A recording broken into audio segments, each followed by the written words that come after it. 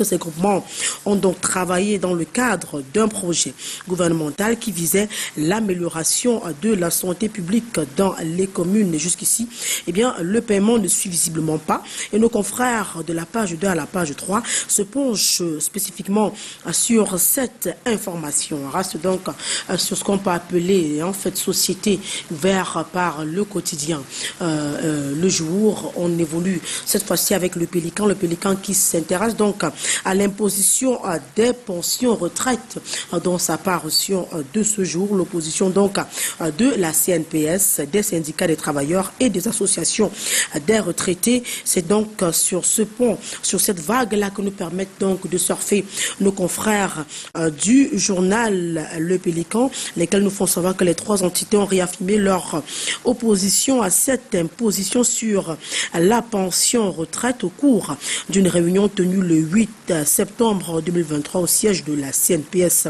Cette imposition des pensions retraite souhaitée donc par la Direction générale des impôts n'est pas justement de l'avis, ou alors est une situation qui n'est pas du tout partagée par les entités sus évoquées, et du coup nos confrères reviennent au détail près sur l'essentiel à retenir de cette concertation-là et naturellement ce que proposent les entités en question pour essayer de s'entendre et trouver finalement une solution qui va arranger toutes les parties.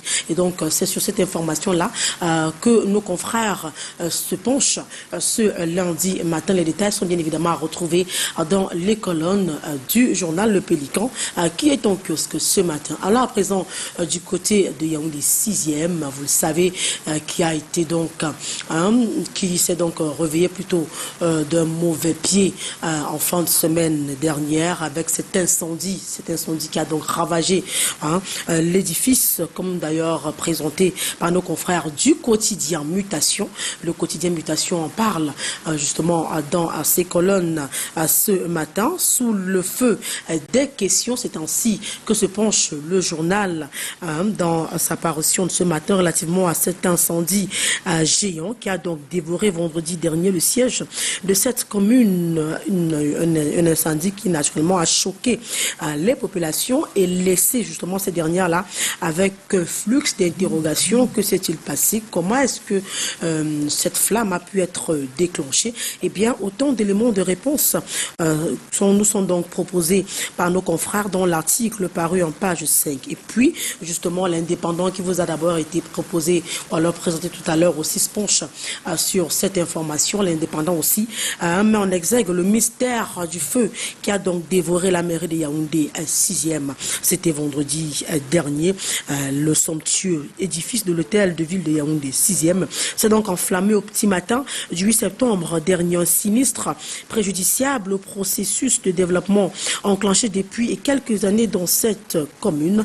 En page 2 et 3, nos confrères reviennent amplement sur l'impact qu'aura donc cet incendie à la fois sur la vie de cette commune et naturellement des populations qui ont inscrit un certain nombre de faits d'état civil. En tout cas, c'est une situation vraiment triste, un tableau sombre que nous propose donc le journal l'indépendant qui est naturellement en kiosque ce matin. On évolue avec le quotidien Le Messager et on parle d'autre chose avec ce journal, spécifiquement de l'affaire Canabois à Pad. Cyrus Ngo débuté, titre donc nos confrères en première de couverture, lesquels confrères nous font savoir que les chambres réunies de la Cour suprême déclarent le tribunal administratif du littoral compétent de statuer de cette affaire d'abus d'autorité imputée au directeur général du port autonome de Douala. Et donc en page 2, nos confrères édifient amplement notre lanterne à ce sujet. On a également reçu notre hebdomadaire Le Soir, le journal de Feu Armand Bianda s'intéresse à l'aviation civile dans sa parution de ce lundi matin et signale que le Cameroun est donc confiant quant à sa sérénité dans les aéroports, dans l'attente de la réception d'une mission d'audit de sûreté par l'Organisation de l'aviation civile internationale dans un très court délai, indique nos confrères. Le Cameroun, par la voix de Njoya Zakariou, ministre délégué auprès du ministre des Transports, représentant personnel justement du ministre a donc présidé la première session du comité national de sûreté de l'aviation civile. C'était le 6 septembre 2023 à l'hôtel Hilton de Yaoundé. Donc en page 3, nos confrères nous proposent l'essentiel à retenir de cette information. On continue avec Génération Libre de François Fogno-Fosso qui nous est donc parvenu ce matin par le projet du barrage de Nactigal, le hebdomadaire d'information générale. Mais en exergue le délai supplémentaire qui vient donc d'être accordé, les délais qui viennent donc d'être accordés. Le ministre de l'Eau et de l'Énergie, Gaston Elundou Essomba, et son homologue des Finances, son collègue, tout simplement, des Finances, Louis-Paul Motazi, ont donc présidé le mercredi 5 septembre 2023 à Yaoundé la cérémonie de signature des avenants à certains contrats de projet d'aménagement du barrage hydroélectrique de Nactigal amont sur le fleuve Sanaga et qui résulte de l'impact du Covid-19 sur l'exécution des travaux. Et donc l'essentiel à retenir également de cette autre concertation relatives aux projets structurants, aux grands projets dans notre pays, eh bien, sont donc développés dans les articles parus de la page 6 à la page 7. Puisqu'on a évoqué les projets, on reste dans le même sillage avec Econews, le journal de Pascal Dibamou, qui nous est parvenu ce lundi matin, s'intéresse spécifiquement au projet d'investissement public maturé. Il s'agit du journal Econews que nous avons donc reçu ce matin en exergue les enjeux de l'exécution.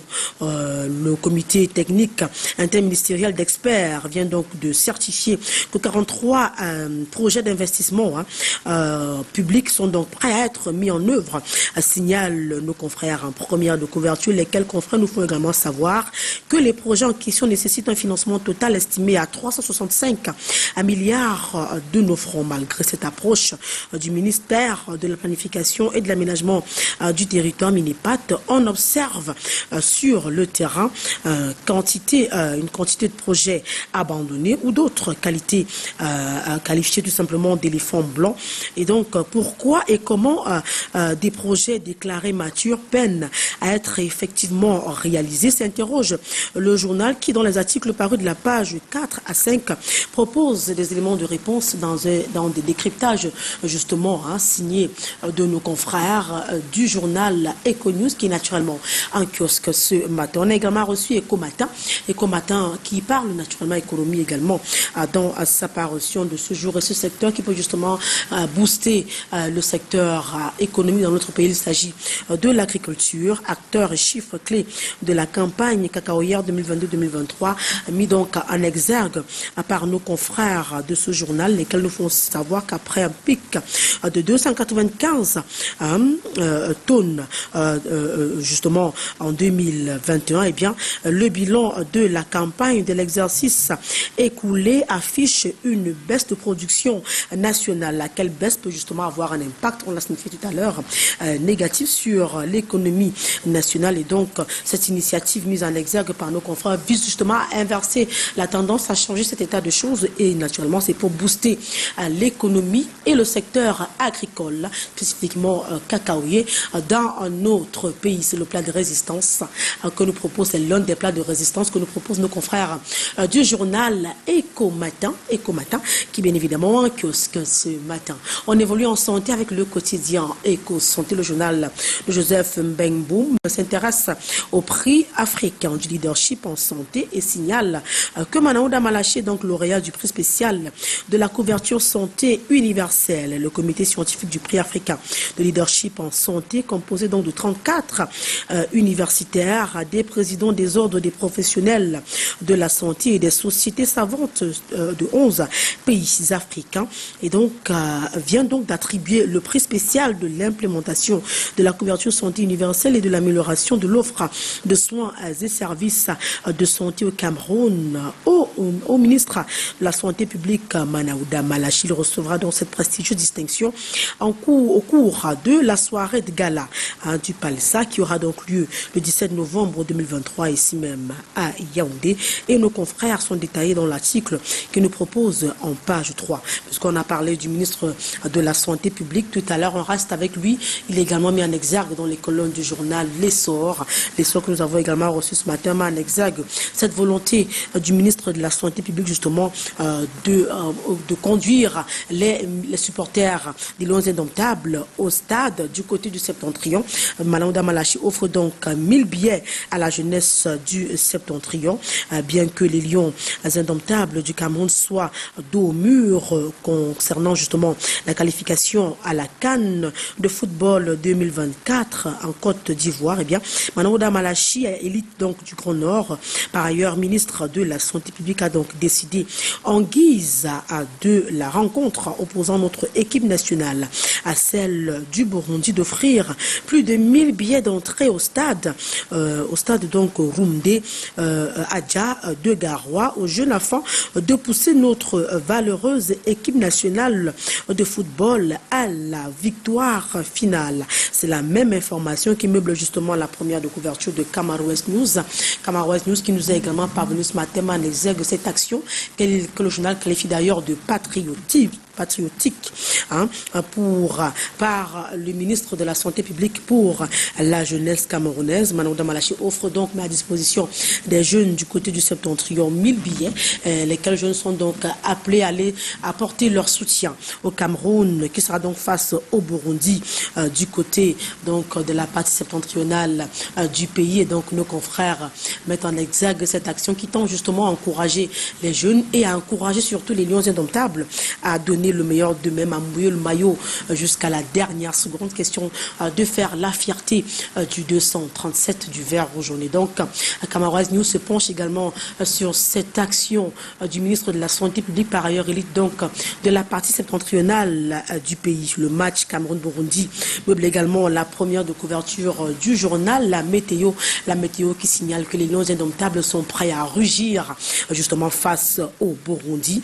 Elle sera donc du côté du stade Rumde Adja. Toutes les conditions sont à l'observation, réunies pour une victoire de la sélection nationale demain, 12 septembre, du côté de Garoua. Objectif, battre absolument les Hirondelles et obtenir la qualification pour la Coupe d'Afrique des Nations Côte d'Ivoire 2024. Et donc, en page 3, nos confrères sont beaucoup plus éditions sur cette actualité, cette même victoire qui semble déjà être assurée pour les Lions indomptables, mais également la première de couverture de l'Info à chaud. L'Info à chaud qui estime également que toutes les conditions sont justement réunies pour conduire les Lions vers la victoire face au Burundi et ainsi obtenir leur ticket de qualification pour cette CAN qui se tiendra donc du côté de la Côte d'Ivoire. En page 12, nos confrères reviennent amplement sur les raisons pour lesquelles ils estiment que les Lions ont tout ce qu'il faut à leur côté pour rugir véritablement face donc à l'équipe du Burundi. Et donc le journal en parle également dans sa parution de ce jour. On évolue avec Sans détour qui nous est parvenu ce matin, nous permet d'ouvrir la porte de la page étrangère qu'on a convenu d'instaurer dans cette lecture transversale des journaux en direct du studio de Yaoundé. Après donc les événements du Gabon, l'UPC vend debout contre la déstabilisation du régime de Yaoundé. C'est ce que signalent nos confrères de cet hebdomadaire d'investigation et d'information générale, lesquels signalent également que dans une tribune qui prend prétexte de la célébration de la semaine des martyrs, le secrétaire général de l'Union des populations du Cameroun invite donc les citoyens à ne pas prêter le flanc aux appels insidieux à un changement de régime. L'intégralité du message de l'UPC aux citoyens camerounais donc à retrouver dans les colonnes du journal, spécifiquement en page 4. On a évoqué le Gabon, on y va justement avec le journal Le Mbanja justement, qui nous vient donc tout droit du Gabon, qui fait donc allusion justement à ce gouvernement de transition dans sa parution de ce jour, dont Sima de retour donc à la primature. Il sera donc aux côtés du président de transition justement pour conduire le Gabon vers le chemin qu'aura justement tracé l'équipe dirigeante de transition en place depuis plusieurs jours maintenant, on le sait. Et donc, ce qu'il compte faire justement pour pour justement accompagner l'équipe en question est donc mise en exergue par nos confrères du côté du Gabon. Et puis on va en Côte d'Ivoire tout de suite avec l'essor ivoirien qui s'intéresse donc à l'après, ou bien alors après la razzia aux élections locales. Le RHDP met donc le cap sur les élections sénatoriales. Ce parti politique est donc en marche et se déploie justement pour ratisser l'arche. Et naturellement, nos confrères en parlent ce matin. Et puis le temps, il nous a également parvenu, qui nous vient toujours tout droit de la Côte d'Ivoire, s'intéresse au recours devant le Conseil d'État. Les régions et communes concernées sont donc présentées par nos confrères, lesquels qui nous font savoir que les résultats définitifs des élections régionales et municipales sont depuis lundi connu, 4 septembre dernier. Et donc, selon les résultats, en tout cas, le journal se penche amplement sur les résultats, justement, de ces élections-là. Et naturellement, ce qui n'arrange pas tous les partis politiques, justement, en course relativement à ces élections-là, sont donc mis en exergue par nos confrères du journal Le Temps, qui est naturellement en kiosque ce matin-là, présent du côté de la Côte d'Ivoire, du Sénégal, autant pour moi, avec Afrique Demain qui nous a également parvenu ce matin, traite plusieurs informations aussi intéressantes les unes les autres, notamment celle relative ou alors celle qui met au devant de la scène Michel Thierry Atangana, 27 ans de foi pour faire triompher à la justice. Et donc nos confrères en parlent au détail près dans les colonnes du journal Afrique Demain qui est en kiosque. Et puis Wolf Quotidien qui nous vient toujours tout droit du Sénégal s'intéresse au choix tardif dissidence au sein de Beno, c'est handicap du candidat de Maki. Ils sont donc développés en page 3 par nos confrères du journal Wolf Quotidien qui est soit en kiosque, soit en ligne ce matin. Et avec Wolf Quotidien qui nous vient tout droit du Sénégal, on met la question de cette première livraison de la semaine, livraison dense. Vous l'avez compris, c'est naturellement le début de semaine et donc il fallait qu'on se penche sur les journaux qui nous sont donc parvenus à ce matin, lesquels journaux on pourra donc revisiter grâce à Lionel Kefeu et Sabine Mefeza qui a su donc derrière la baie vitrée ce matin sur le plan technique. Occasion pour nous de vous rappeler, de vous rendre en kiosque, question de lire en profondeur les différents sujets sur lesquels nous nous sommes penchés de manière transversale ce lundi matin. Et rappelons-le également que cet exercice sera donc retransmis sur Suite FM, la radio vision tout à l'heure. C'est donc le temps, il est arrivé pour nous, l'instant au cours duquel on rend l'antenne du côté de Douala. Patrice est bien en place pour réceptionner cette main tendue, non sans vous rappeler, vous prescrire de rester scotché sur Canal Matin, cette belle plage matinale qu'on ne retrouve nulle part ailleurs si ce n'est évidemment chez nous, chez vous, sur la chaîne verte, la chaîne toujours plus près de vous. Et donc Patricia est prête, je l'ai signifié tout à l'heure, à réceptionner cette main tendue. Elle est donc à vous, Patricia. Vous pouvez continuer à balader nos millions, nos milliards de téléspectateurs à travers le monde entier sur Canal Matin. À vous, Douala. Au plaisir de vous retrouver demain, s'il plaît à Dieu. Bonne journée et excellent début de semaine. C'est Karel, merci beaucoup, bonne journée à vous également, ça a été un plaisir de vous avoir déjà aujourd'hui et ce sera renouvelé demain quand vous serez de nouveau de la partie. Allez, on vous laisse continuer votre journée également du côté de la rédaction là-bas à Yaoundé avec tout le plaisir de vous retrouver demain. Nos téléspectateurs ne bougent pas parce que Canal Matin ne fait que commencer.